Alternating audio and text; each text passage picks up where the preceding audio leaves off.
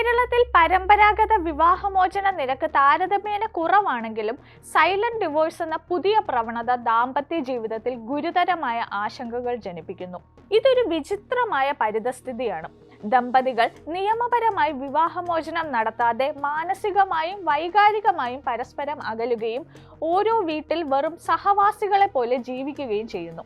2025 കണക്കുകൾ പ്രകാരം കേരളത്തിലെ നഗര ഗ്രാമപ്രദേശങ്ങളിൽ ഈ പ്രവണത വേഗത്തിൽ വ്യാപിക്കുന്നുവെന്ന് മനഃശാസ്ത്രജ്ഞരും കൗൺസിലർമാരും റിപ്പോർട്ട് ചെയ്യുന്നു.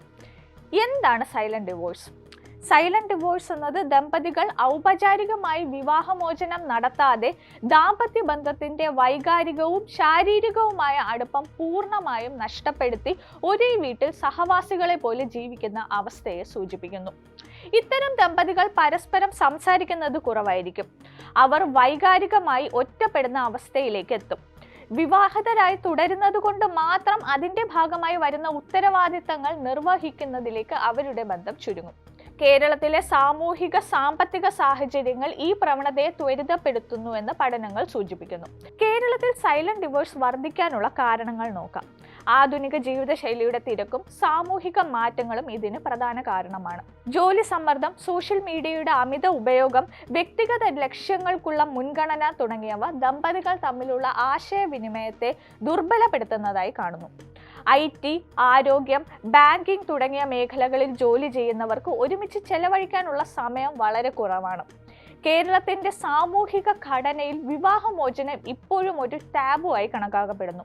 ഈ സാമൂഹിക സമ്മർദ്ദം കാരണം അസന്തുഷ്ട ദമ്പതികൾ നിയമപരമായ വിവാഹമോചനത്തിന് പകരം സൈലന്റ് ഡിവോഴ്സ് തിരഞ്ഞെടുക്കുന്നു. കൂടാതെ വീട്ടുവായ്പ, കുട്ടികളുടെ വിദ്യാഭ്യാസം തുടങ്ങിയ സാമ്പത്തിക ബാധ്യതകൾ വിവാഹമോചനത്തെ തടയുകയും ഓരോ വീട്ടിലും വൈകാരികമായി വിഘടിച്ച ജീവിതം തുടരാൻ ഇടയാക്കുകയും ചെയ്യുന്നു. സോഷ്യൽ മീഡിയയുടെ സ്വാധീനവും ഇതിനൊരു കാരണമാണ്. 2025 കണക്കുകൾ പ്രകാരം കേരളത്തിൽ 80% ദമ്പതികളും സോഷ്യൽ മീഡിയയിൽ സജീവമാണ്. ഇത് അനാവശ്യ താരതമ്യങ്ങൾ, അസൂയ, ബന്ധങ്ങളിൽ അവിശ്വാസം എന്നിവയെ വർദ്ധിപ്പിക്കുന്നു. മറ്റൊരു പ്രധാന ഘടകം വ്യക്തിഗത സ്വാതന്ത്ര്യത്തിനുള്ള ആഗ്രഹമാണ്. ആധുനിക യുവാക്കൾ വിവാഹത്തിന് പുറത്തുള്ള തങ്ങളുടെ സ്വന്തം ലക്ഷ്യങ്ങൾക്ക് മുൻഗണന നൽകുന്നു. ഇത് ദാമ്പത്യ ബന്ധത്തെ ബാധിക്കുന്നു. സൈലന്റ് ഡിവോഴ്സിന്റെ പ്രത്യാഘാതങ്ങൾ പരിശോധിക്കാം. ഈ അവസ്ഥ ദമ്പതികളുടെ മാനസിക ആരോഗ്യത്തെ ഗുരുതരമായി ബാധിക്കുന്നു. ഏകാന്തത, ഉത്കണ്ഠ, വിഷാദം തുടങ്ങിയ മാനസിക സമ്മർദ്ദങ്ങൾ വർദ്ധിക്കുന്നു.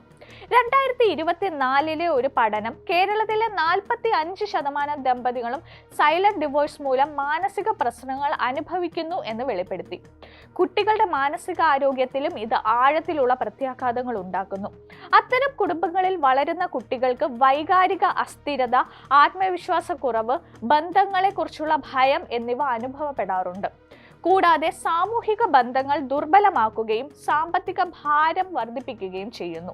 ഇതിന് പരിഹാര മാർഗങ്ങൾ എന്തുണ്ടെന്ന് നോക്കാം. ദമ്പതികൾ തമ്മിൽ തുറന്ന ആശയവിനിമയം നടത്തുന്നത് ഈ പ്രശ്നം തടയാൻ സഹായിക്കും. ദിവസവും കുറഞ്ഞത് 15 മുതൽ 20 മിനിറ്റ് വരെയെങ്കിലും ആശയവിനിമയ സമയം മാറ്റിവെക്കുന്നത് ബന്ധം ശക്തിപ്പെടുത്തും. കേരളത്തിലെ നഗരങ്ങളിൽ ലഭ്യമായ ദാമ്പത്യ കൗൺസിലിംഗ് സേവനങ്ങൾ ഈ പ്രശ്നം നേരിടാൻ സഹായിക്കുന്നു. നിംഹാൻസ് പോലുള്ള സ്ഥാപനങ്ങൾ ഓൺലൈൻ കൗൺസിലിംഗ് സൗകര്യങ്ങളും നൽകുന്നുണ്ട്. ദമ്പതികൾക്ക് ഒരുമിച്ച് പ്രവർത്തിക്കാനുള്ള അവസരങ്ങൾ സൃഷ്ടിക്കുന്നത് ബന്ധം മെച്ചപ്പെടുത്തും. ഒരുമിച്ചുള്ള യാത്രകൾ, പാചകം, ഹോബികൾ തുടങ്ങിയവ പങ്കിടുന്നത് വൈകാരിക അടുപ്പം വർദ്ധിപ്പിക്കും. സോഷ്യൽ മീഡിയ ഉപയോഗം പരിമിതപ്പെടുത്തി യഥാർത്ഥ ജീവിതത്തിലെ ഇടപെടലുകൾക്ക് മുൻഗണന നൽകുന്നതും പ്രധാനമാണ്.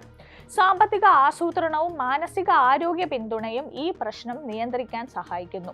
കേരള ആരോഗ്യ വകുപ്പിന്റെ മനോദർപ്പണം ഹെൽപ്പ് ലൈൻ നമ്പറായ 14416 24 മണിക്കൂർ സൗജന്യ മാനസിക പിന്തുണ നൽകുന്നു.